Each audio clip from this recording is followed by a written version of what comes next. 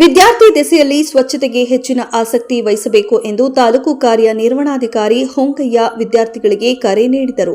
ಹುಣಸೂರು ತಾಲೂಕಿನ ಹಿರೇಕ್ಯಾತನಹಳ್ಳಿ ಗ್ರಾಮ ಪಂಚಾಯಿತಿ ವತಿಯಿಂದ ತ್ಯಾಜ್ಯ ಮುಕ್ತ ಭಾರತ ಅಭಿಯಾನ ಕಾರ್ಯಕ್ರಮಕ್ಕೆ ಚಾಲನೆ ನೀಡಿ ಮಾತನಾಡುತ್ತಾ, ನಮ್ಮ ಆರೋಗ್ಯಕ್ಕೆ ಸ್ವಚ್ಛತೆ ಬಹಳ ಮುಖ್ಯವಾದದ್ದು. ವಿದ್ಯಾರ್ಥಿಗಳು ತ್ಯಾಜ್ಯ ನಿರ್ವಹಣೆ ಬಗ್ಗೆ ಪೋಷಕರಲ್ಲಿ ಅರಿವು ಮೂಡಿಸುವುದು ಮುಖ್ಯ. ಘನ ತ್ಯಾಜ್ಯದಲ್ಲಿ ಹಸಿ ಕಸ, ಒಣಕಸ ಬೇರ್ಪಡಿಸಿ ಕಸ ಸಂಗ್ರಹಣೆ ಮಾಡುವಾಗ ಬೇರ್ಪಡಿಸಿ ನೀಡುವುದು ಒಳಿತು. ಸಾರ್ವಜನಿಕರಿಗೆ ಜಾಥಾ ಮುಖಾಂತರ ಕಸ ಸಂಗ್ರಹಣೆ ಬಗ್ಗೆ ಅರಿವು ಮೂಡಿಸುವುದರ ಜೊತೆಗೆ ವಿದ್ಯಾರ್ಥಿಗಳು ನಿಮ್ಮ ಮನೆಯಲ್ಲಿ ಅರಿವು ಮೂಡಿಸುವ ಕಾರ್ಯ ಮಾಡಬೇಕು.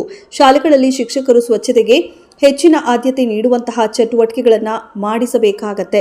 ಶುದ್ಧ ಕುಡಿಯುವ ನೀರು ಬಳಸಿ ಆರೋಗ್ಯವನ್ನು ಕಾಪಾಡಿಕೊಳ್ಳಿ ಎಂದರು. ನಂತರ ಗ್ರಾಮದ ಪ್ರಮುಖ ಬೀದಿಗಳಲ್ಲಿ ಸ್ವಚ್ಛತೆ ಬಗ್ಗೆ ಶಾಲಾ ಮಕ್ಕಳು ಜಾಥಾ ನಡೆಸಿದರು.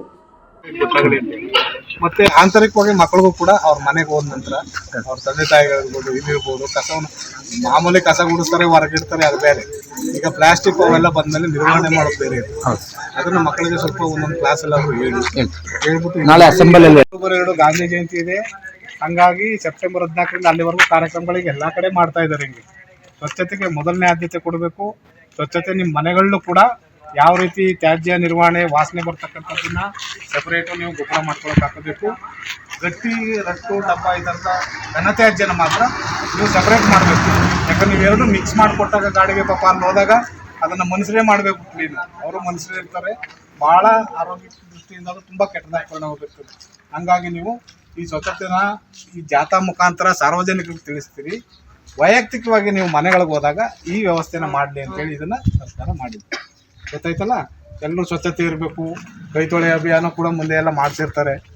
ಊಟಕ್ಕೆ ಮುಂಚೆ ಹೋಗಿ ಕೈ ತೊಳ್ಕೊಳ್ಬೇಕು. ಬಿಸಿ ಊಟ ಇರ್ತದಲ್ಲ, ಮಧ್ಯಾಹ್ನ ಬಿಸಿ ಊಟ ಇದೆಯಾ, 7 ಇರುತ್ತೆ.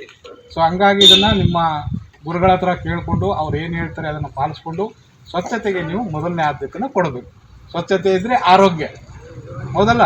ಹಂಗಾಗಿ ಈಗ ಜ್ವರ ಬರೋದು, ಸಣ್ಣ ಪುಟ್ಟ ಇದು ಬರೋದು, ನೀರು ಕುಡಿಬೇಕಾದ್ರೂ ಅಷ್ಟೇ ಅದು ಕರೆಕ್ಟಾಗಿ ಸ್ವಚ್ಛವಾಗಿದೆ ಅಂತ ನೋಡಬೇಕು ಅಂತ ಕುಡಿಯೋಕ್ಕೆ ಮುಂಚೆ. ಫಿಲ್ಟರ್ ಇದೆಯಾ? ಕುಡಿಯೋ ನೀರಿಗೆ ಏನಾದ್ರು ಬೇರೆ ವ್ಯವಸ್ಥೆ ಇದೆಯಾ?